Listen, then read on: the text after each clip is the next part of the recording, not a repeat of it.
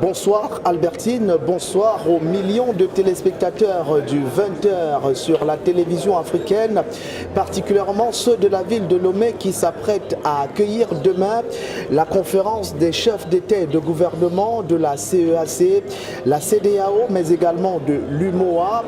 Nous sommes en ce moment dans le hall de l'hôtel du 2 février qui abritera cet événement.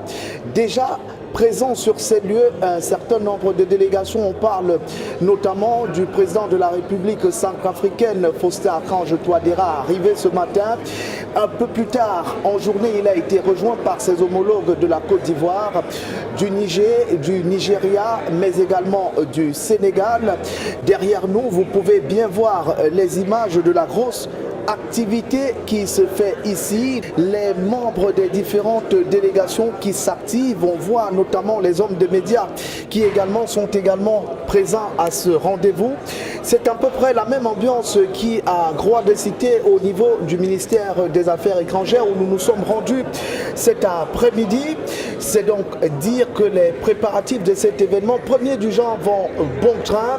Un événement aux enjeux, on le dira au regard des derniers développements axés sur la sécurité maritime, mais également au regard de la mise en place de la zone de libre-échange africaine qui revêt, puis Bruno Omba, d'un jeu assez énorme.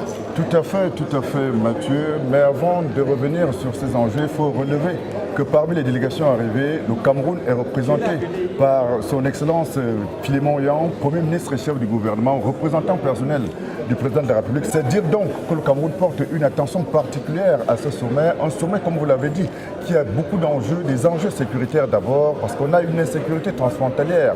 Et on a également le problème, l'épineux problème, dirons-nous, du terrorisme et qui couvre donc tous les États du pourtour de l'Atlantique et le pourtour de l'Atlantique qui également recouvre les différents États de la CEDEAO, de la CEAC et même de l'UMOA. Alors Mathieu et Albertine, on relèvera également que c'est une importance capitale au plan économique dès lors que la CEAC et la CEDEAO constituent un véritable mastodonte démographique et un mastodonte économique.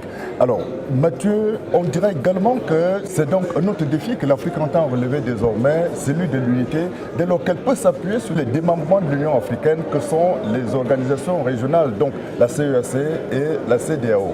En attendant, non plus Bruno Omba, de voir si l'Union africaine parviendra à relever les différents défis que vous venez d'énumérer.